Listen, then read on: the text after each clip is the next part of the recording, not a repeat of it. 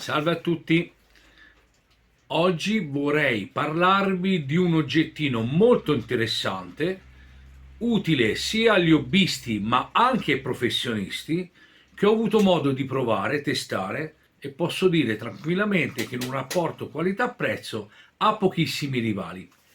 Trattasi di questo piccolo versatile multimetro digitale tester Mi Major 205A. Oggetto efficiente, ben costruito, viene venduto con questa scatolina dentro la quale troviamo il tester in un piccolo sacchettino multiball, eccolo qua, sonda per la misurazione della temperatura, due puntali per le misurazioni elettriche e elettroniche, due piccole microstilo AAA che ho già provveduto ad inserire e un libretto di istruzioni in lingua inglese e tedesca. Non c'è la lingua italiana.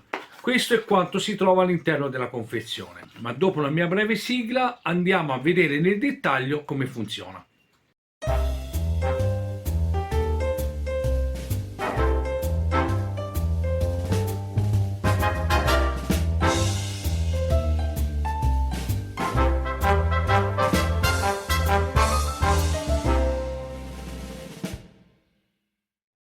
Ed eccoci qua, questo è il multimetro. Come vedete è molto compatto, ha una forma rettangolare con una base piatta e una parte retrostante ben congegnata, perché ha questo supporto a scatto che io non ho trovato in nessun altro multimetro precedentemente provato, dietro il quale si c'era un piccolo sportellino dove vengono inserite le due microstilo per alimentazione e dove vi è presente anche un piccolo fusibile di sicurezza.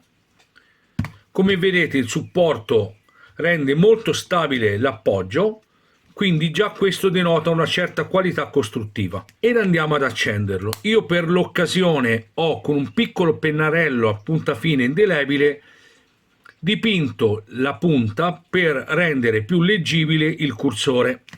Utilizzerò per questa prova due puntali di un altro oggetto del tutto simile, quindi compatibile, e andremo ad eseguire una prova. Quindi prendo i due puntali, li appoggio sulla batteria. Vedete, la misurazione è pressoché immediata. Andiamo a fare la prova per gli ohm. Vedete, ci sono dei piccoli puntini che indicano la scala. Vado ad unire i due puntali. Vedete, c'è la scala 0.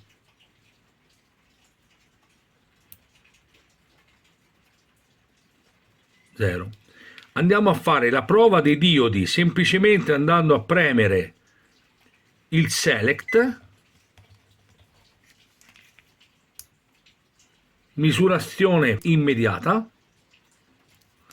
Andando a premere select ulteriormente andiamo ad attivare la funzione prova circuiti. In questo caso, oltre al display, vi è anche un piccolo LED qua in alto e un segnale acustico ben udibile.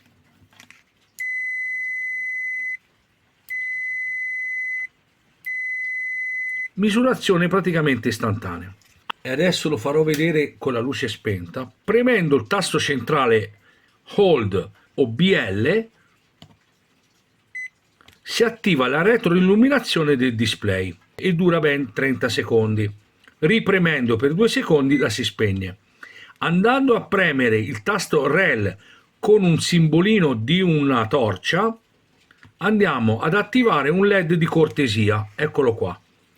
Francamente la luce non è molto potente, però comunque c'è e può essere utile. Ripremendo per 2 secondi andiamo a spegnere.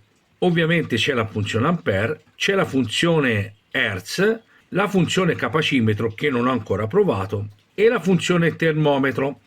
Dico la verità, la funzione termometro solitamente io non la utilizzo perché le tempistiche di lettura da parte della sonda sono veramente lente. Faccio però un esempio: togliendo i due puntali ed attivando la temperatura, senza impuntali, vedete, riconosce già la temperatura che in questo momento io ho in questa stanza. Il suo vero punto di forza però sta nel lettore NCV, ovvero sia il rilevatore di tensione senza i puntali. Basta portare il cursore su NCV, il sensore si trova praticamente dalla parte opposta del LED, in questa zona. Facciamo una prova: questo è un cavo dove al momento vi è una tensione. Col cavo giallo-verde che è la terra, ovviamente il sensore non capta niente, neanche appoggiandolo. Negli altri due la fase neutro invece percepisce. Vedete il display? Adesso appariranno delle stanghette che aumenteranno in base alla tensione percepita. Simultaneamente lampeggerà questo LED ed assieme al LED sentirete il segnale acustico. Andiamo a fare la prova. Vedete una stanghetta e il LED lampeggia lentamente. Mi avvicino.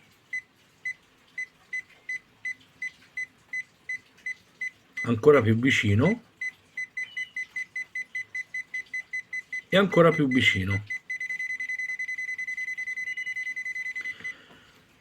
Questo è un suo vero punto di forza perché è molto sensibile. Io ho avuto modo di provarlo con diversi cavi e riesce a captare la tensione anche ben oltre i 10 cm. Come avete visto, il display, nonostante le dimensioni dell'oggetto, è abbastanza grande. In più, la retroilluminazione lo rende ancora più facile da leggere. Mimaio 205A. E questo è quanto. Spero di aver fatto cosa gradita a qualcuno di voi nell'aver recensito questo oggetto molto versatile, pratico, che può essere utilizzato sia a livello hobbistico sia a livello professionale. Se credete di aver trovato utile questa mia recensione, fatemelo capire magari con un like, che mi fa sempre piacere. Se avete delle domande in merito, commentate il video e io cercherò nel più breve tempo possibile di rispondervi. Per adesso concludo qui e vi rimando al mio prossimo video. Vi saluto, ciao ciao ciao!